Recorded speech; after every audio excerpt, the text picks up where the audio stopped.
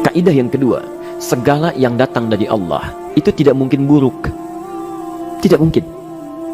Kenapa kita diminta untuk taat dengan mutlak? Karena segala yang datang dari Allah pasti baik. Ya, pasti baik. Karena Allah menurunkan segala maslahat sesuai kebutuhan kita.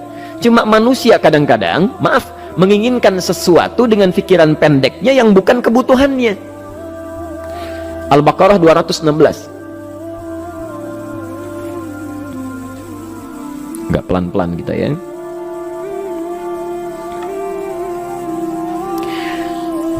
Bapak Ibu kalau diminta milih, pilih motor, pilih mobil.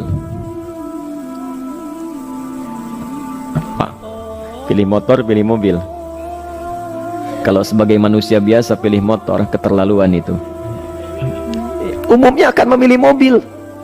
Akan memilih mobil umumnya. Tapi kadang-kadang kita menginginkan sesuatu yang tinggi, menurut Allah itu bukan kebutuhan kamu. Kebutuhan kamu itu motor. Ya. Keperluan kamu motor. Kalau kamu punya mobil, sulit nantinya. Gangnya sempit, mesti bikin garasi, anggaran bertambah, dipikirin juga. Capek. Sudah, motor saja, terbebas dari banyak kemacetan. Mampu diurai, tidak banyak difikirkan. Pelan-pelan turun ayat, kutiba alaikumul qitalu wa huwa kurhul lakum. Ya. Diwajibkan atas kalian berperang. Dulu orang diminta jihad gelisah, ya. Gelisah. Nah, kalau ada perintah Allah yang melahirkan kegelisahan, ini maknanya. Ya, tidak harus dalam konteks jihad yang fisik, ya. Jihad, maaf, melawan hawa nafsu kita. Jihad melawan pikiran kita. Jihad melawan prasangka buruk kita. Kadang-kadang ada keinginan kita yang kita inginkan menurut Allah itu belum baik untuk kita. Nah, sifat manusia ketika diberikan oleh Allah keputusan yang terbaik, kadang-kadang ada sifat dalam hatinya gejolak, belum bisa menerima. Ya. Ada gejolak di hatinya. Dalam keadaan demikian kata Quran, kutiba alaikumul qital. Kalau Anda merasakan sesuatu sedang ada gejolak di jiwa, sulit menerima ketetapan Allah, maka perangi perasaan-perasaan buruk itu. Wa huwa kurhul lakum, walaupun itu sulit. Walaupun itu sulit. Jangan berprasangka buruk dulu pada Allah. Ayat yang indahnya, perhatikan kalimatnya. Asa an takrahu syai'an fahuwa khairul lakum. Boleh jadi Anda tidak menyukai sesuatu, di balik itu ada kebaikan-kebaikan besar yang Allah sedang rencanakan. Ya, karena pikiran kita pendek, maunya sekarang saja. Tapi subhanallah, Allah sangat panjang, tidak ada batasnya. Allah memberikan maslahat sampai kamu meninggal, ini maslahatnya. Kamu berpikir sekarang saja. Wa asa an tuhibbu syai'an wa huwa syarrul lakum. Sedangkan boleh jadi di balik yang kita sukai ada keburukan yang sedang menunggu kita di depan ini, kamu tidak tahu. Ya. Apa logikanya? Wallahu ya'lamu. Allah tahu masa depan yang akan terjadi menimpa kita, wa antum la ta'lamun. Sedangkan kalian tidak bisa membaca masa depan. Ya. Saya punya adik perempuan datang lalu meminta doa. Kak, saya ingin tes katanya. Ya, di salah satu bank.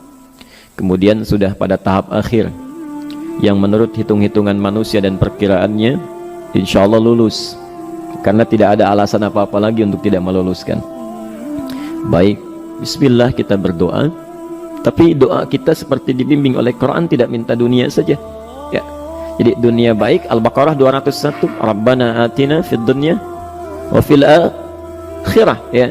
Dunia minta baik, akhirat minta baik. Tapi aturan dunia dan akhirat ini jangan disebandingkan, rugi. Dunia itu kecil, ya, akhirat lebih besar. Dunia itu kecil. Makanya diatur di Al-Qasas, ya, ayat 77 sampai 78 itu. Aturannya wabtaghi fima atakallahu daral akhirah wa la tansa nasibaka minad dunya. Minta seluas-luasnya akhirat, tapi dunia jangan berlebihan. Ya. Sekedar mencukupi kebutuhan kita saja. Ya. Pakaian, Bapak Ibu sekalian, ya, kita beli pakaian sesuai kebutuhan saja, jangan berlebihan. Ya. Cukup ketika kita akan sholat, layak, indah dalam pandangan Allah. Ketika kita akan bermuamalah, bagus, tidak mengecewakan orang lain, sudah. Maka waktu selebihnya, ketika kita mencari sesuai kebutuhan, waktu selebihnya bisa digunakan untuk memperbanyak ibadah. Tidak banyak energi terbuang, uang juga terbuang, tenaga juga terbuang. Bayangkan kalau keinginannya macam-macam. Wah, ingin baju terbaru, ingin tasnya Hermes, mereknya dari Paris, sekarang juga mesti dibeli. Wah, uangnya sudah 400 juta keluar, tenaga mesti keluar, beli tiketnya macam-macam dan sebagainya. Habis waktu untuk mengejar dunia, ibadah tertinggalkan. Di rumusnya dunia itu secukupnya saja. Nah, yang paling menarik, kita doakan supaya Allah memberikan kebaikan dunia dan akhiratnya yang paling utama. Maka datanglah dengan lesu mengatakan, saya tidak lulus, katanya. Kenapa? Saya bilang, saya tidak tahu, saya sudah berusaha, tapi konon kabarnya saingan saya adalah anak salah satu pejabat. Masya Allah. Saya bilang, kamu jangan bersedih. Kamu menginginkan sesuatu dengan pikiran pendek, Allah pasti memberikan yang terbaik yang tidak terlukiskan nanti. Subhanallah, pekan beberapa hari setelah itu muncul berita, ternyata dia diterima di bank syariah. Ya, dia menginginkan sesuatu yang diinginkan, Allah menginginkan lebih dari apa yang dia harapkan. Dikasih bank syariah, di situ terjaga, meningkat keagamaannya, terjaga hijabnya, segalanya, dan disitulah kemudian diarahkan untuk menemukan jodohnya. Masya Allah. Dia berpikir saat itu Allah merencanakan masa depannya. Ya, jadi apa yang Allah sudah rencanakan pasti baik, Pak, Bu. Jadi tadi dari salat subuh yang pertama kali ingin disampaikan adalah, coba dilihat sampai subuh ini, adakah aturan Allah dan Rasulnya yang sampai subuh ini pernah kita langgar, pernah kita ragukan. Barangkali itu yang membuat kehidupan kita sulit. Ya. Allah, Rasul membuat aturan, dan ada 4 tipikal orang, ya, 4 tipikal orang bila dihubungkan dengan aturan yang Allah dan Rasul sudah buat itu. 1, ada yang ikut aturan. Maka orang seperti ini, kata Quran, yuridullahu bikumul yusra wala yuridu bikumul usra. Al-Baqarah 185. Allah menginginkan kemudahan, tidak menghendaki kesulitan dalam hidupmu. Ya. Maka dibuat aturan, yang ikut aturan Allah pasti mudah hidupnya. Ya, pasti mudah hidupnya. Ya. Rizkinya mudah, hidupnya mudah, nyaman, enak. Ya. 1, ada yang ikut aturan. Yang kedua, ada yang keluar aturan. Ya. Ini pasti repot. Pasti repot. Di awal-awal seperti menyenangkan, ujung-ujungnya repot. Allah bilang, jujur, jangan berdusta. Kalau dusta celaka. Wailul lil mukadzibin. Celaka bagi para pendusta. Dia keluar aturan, dia berdusta. Awal-awal memang nikmat. Besok. Ya. Pak, ini amplop siapa ya? Ya. Maaf Pak, ini amplop memang ini khusus Pak, anggaran tertentu, tidak ada kaitan dengan proyek ini. Padahal ada kaitan dengan proyek, dia sisihkan untuk kepentingan pribadinya. Bohong. Saat itu merasakan enak dapat tambahan, besok-besok dikejar-kejar sama aparat kepolisian. Ya. Celaka. Wail, itu sudah keluar aturan pasti celaka. Ya. Subhanallah. Jadi ada orang kedua keluar aturan. Yang ketiga bikin aturan sendiri. Dikasih aturan, dia bikin aturan sendiri. Subhanallah. Kalau sakit dibuat ketentuan. Sakit pertama kalau biasa-biasa saja, ya, subhanallah, ikhtiarnya pergi ke dokter. Seorang sahabat datang kepada Rasulullah, ya Rasulullah, saya sakit, tolong doakan saya. Kata Nabi, idhab ila tabib, pergi ke dokter. Ini orang pintar sekali. Kata orang ini, ya Rasulullah, Anda kan Nabi Rasul, angkat tangan Anda, Allah kan maha menyembuhkan, nanti Allah sembuhkan saya. Cerdas ya? Tapi subhanallah, Nabi harus lebih cerdas, dapat bimbingan dari wahyu. Pergilah ke dokter, karena kesembuhan yang telah Allah tetapkan dititipkan di tangan para dokter. Masya Allah, pergi ke dokter. Ya. Itu rumus pertama. Nanti kalau dokter sudah pada hand up, ya, angkat tangan, tidak mampu menyembuhkan, itu tandanya Allah ingin langsung menyembuhkan tanpa turut campur makhluk yang ada. Maka kaidahnya akan berubah nanti, ya, dari kaidah biasa kepada kaidah Al-Anbiya ayat 83 sampai 84. Itu aturan yang menyembuhkan langsung dari Allah Subhanahu wa taala. Tapi kalau Anda sakit, perginya ke dokter. Ya. Cuma ada manusia bikin aturan sendiri. Sakit, pergi ke dukun. Ya. Dukun nggak bisa, pergi ke paranormal. Dirinya pun sudah nggak normal. Makanya disebut paranormal, karena nggak normal.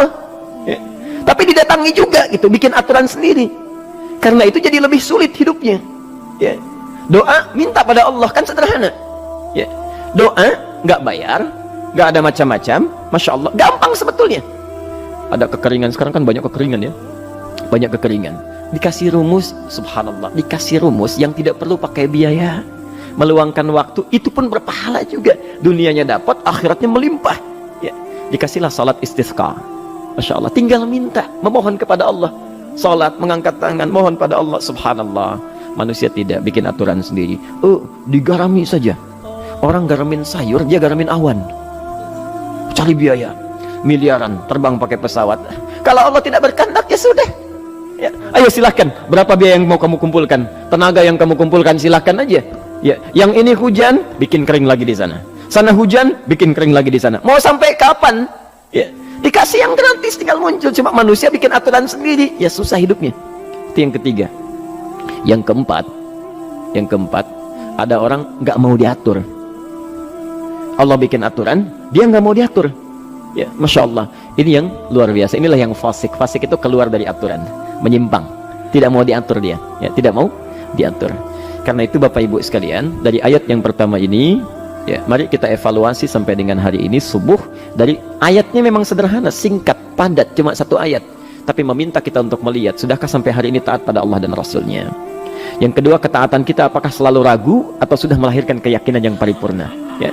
Yang ketiga, pelajari aturan-aturan Allah terkait kehidupan kita. Aturan sholat, aturan muamalah, ya, aturan beraktivitas, aturan berumah tangga. Pelajari itu supaya mendapatkan kemudahan.